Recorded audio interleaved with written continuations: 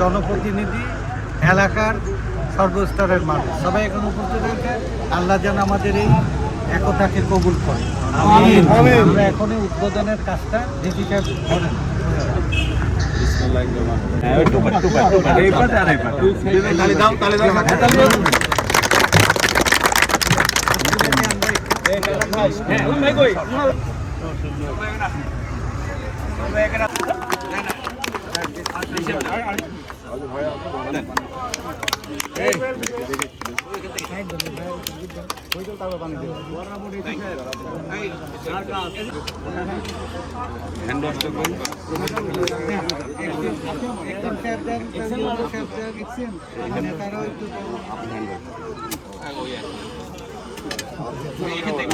এর আগে আমরা ছিলাম সমাজের সবচেয়ে বেশি নির্যাতিত মজলুম।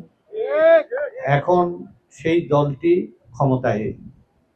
তার যেন মনে থাকে যে 5 তারিখের আগে আমরা মজলুম ছিলাম।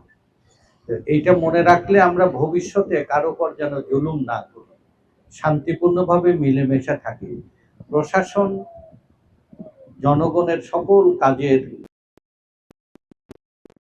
সাথে পলিটিশিয়ানের যেন সুসম্পর্ক থাকে, প্রশাসনের উপরে আধিপত্য বিস্তার না করে, হস্তক্ষেপ না করে।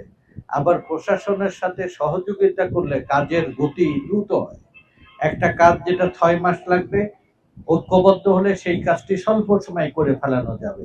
পলিটিশিয়ানের সাথে পাবনাতে আমার চেষ্টা থাকবে কোনোভাবে যেন কোনো কনফ্লিক্ট বা দ্বন্দ্ব না হয়, দ্বন্দ্ব না হয়ে সময় ক্ষেপণ না বা ভালো কাজ নষ্ট না হয়। সেই কাজের জন্য আমারও দায়িত্ব যে পলিটিশিয়ানের সাথেও পলিটিশিয়ানদেরও মর্যাদা দেওয়া, প্রশাসনকেও সেই কাজে তাদেরকে সহযোগিতা নেওয়া, তাহলে আমাদের সবার জন্য ভালো হবে।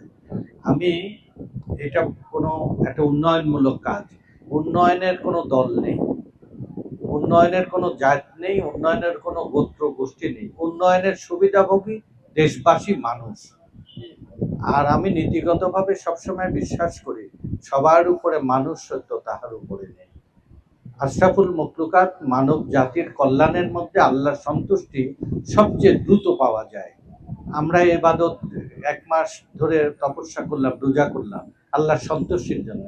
আল্লাহর বান্দারা সমাজে প্রতিটি মুহূর্তে আমাদের উপরে মজলুম এবং নির্যাতিত, তার সমাধান করাটা আরো বেশি আমাদের কর্তব্য।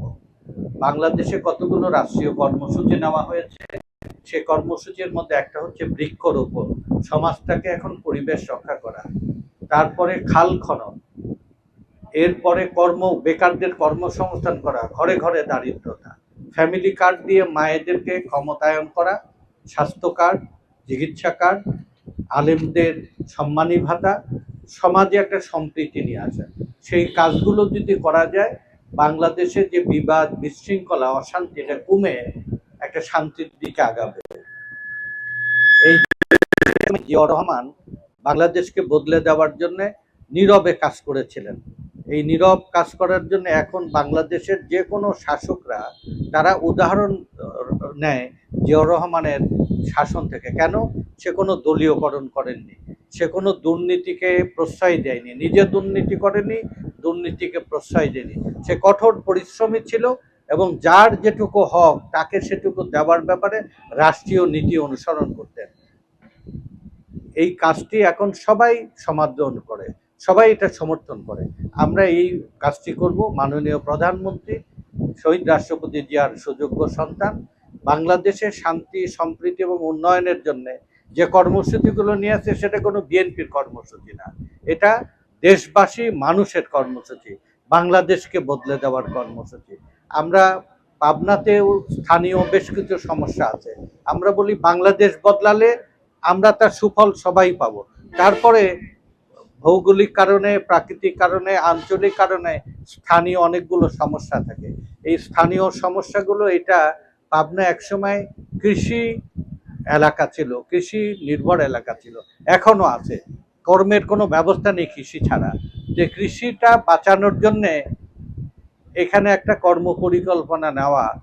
আর পাবনা ছিল যোগাযোগের কেন্দ্রবিন্দু। সমস্ত এই রাজশাহী বিভাগ, রংপুর বিভাগ, খুলনা বিভাগের সমস্ত গাড়ি, প্রায় 29টা জেলার গাড়ি পাবনার উপর দিয়ে চলাচল করত। পাবনার খুবই গুরুত্ব ছিল। এখন পাবনা হয়ে গেছে পকেটের মধ্যে। এই গুরুত্বটা না থাকার কারণে এখানে ব্যবসাগুলো চলে গেছে, হুঁশিয়ারি ব্যবসা চলে গেছে, তারপরে পরিবহনের ব্যবসা চলে গেছে, তাঁত ব্যবসা চলে গেছে, বেকারত্ব বেড়েছে। তাহলে এমন কর্মপরিকল্পনা তৈরি করা যে ভিক্ষুককে ভিক্ষা দিয়ে ভিক্ষুক কমবে না, ভিক্ষুক তৈরি হবার যে কারণ সেগুলো যদি সমাধান করা যায়, তাহলে পাবনাকে রাষ্ট্রীয় পরিকল্পনার অংশীদার করার জন্য, অংশভুক্ত করার জন্য আমরা কাজ করছি। আল্লাহ যদি সহায় হয় সেটা হবে বাংলাদেশের মানুষের মুখে এবং সেই সাথে পাবনার মুখে হাসি ফোটানোর চেষ্টা করা। তার আগে দরকার হচ্ছে আমাদের শান্তিতে বসবাস করা, সম্প্রীতির সাথে বসবাস করা, দলাদলি না করা, জুলুম না করা, মানুষের উপরে অকারণে মাতব্বরি হস্তক্ষেপ না করা, দল ধর্ম বর্ণ নির্বিশেষে পাবনাতে আমরা ঐক্যবদ্ধ থাকার জন্যে যে দল ক্ষমতা থাকে তার দায়িত্ব বেশি।